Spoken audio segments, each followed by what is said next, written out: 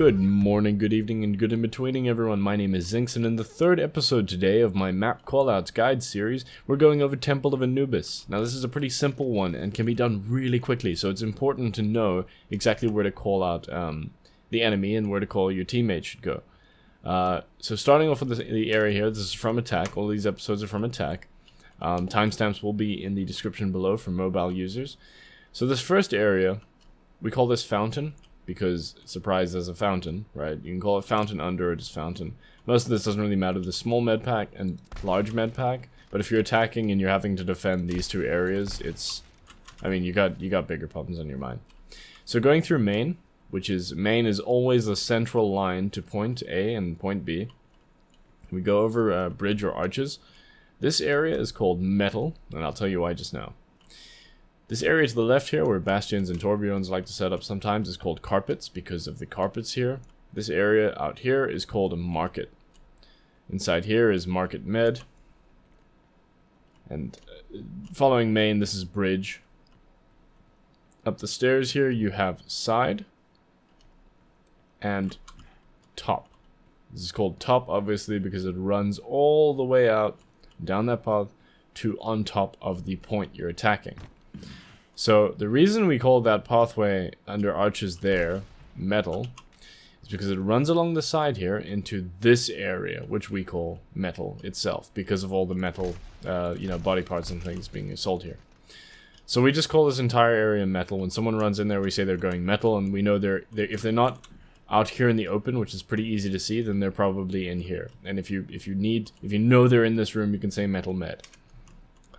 So that pretty much covers up to point A. Aside from Sniper Nest, we just call that area Sniper Nest. There's not much else that sits up there, and it's the only other high point up here aside from top. So you can run through. Let's take Main instead. So we follow through Main through the door. Okay, now you get to the second section of the map. This is obviously where it starts mattering after you capture point A. This part matters more. You come to the side here. There's a corner. This room with the med pack. This central building we call Hut. It's just called Hut. Central building inside here. So that's, you can run through Main, that's corner, Hut, Main arch or bridge, whichever you want to call it. This thing over here, we call 2 med. The reason is because this one has a sign 2 here, which leads up to a little perch that not a lot of people use or know about. With good reason, because most time when they cap point A, a lot of people are dead, and you can't really set up here. If you would notice, there is another sign like this back at the metal point, but we don't use that because this is the only real signifier for this area here. So we just use metal for that one, 2 for this one. So if they're in 2, it's here, and if they're in 2 med, they're here. So we follow Main across bridge. Main med to the right here, onto point B. Okay, now this goes for both attacking and defending. What we do is we take these 2 sides, right? There are like 3 pathways that you can make to the point. You can make it through Main, which I kind of count as this sort of tunnel area under here being Main 2-esque. So there's Main, and there's that side, and there's that side, which you can jump over. We call this side light side because it's got the sun on it, and this side dark side because it's in the shade and it's inside here.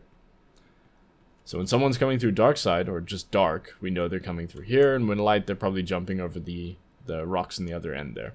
And this goes for both attack and defense.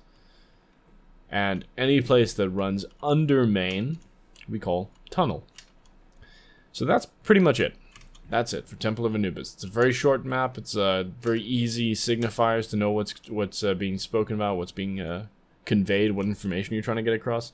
And this map it's important for this map because this map can go really, really quickly. I think we've had completed, I think, our best time being in about 2 minutes flat. So thanks so much for watching, everyone. I hope this guide has helped in some way. If it has, be sure and give it a like and subscribe if you're interested in more Overwatch content.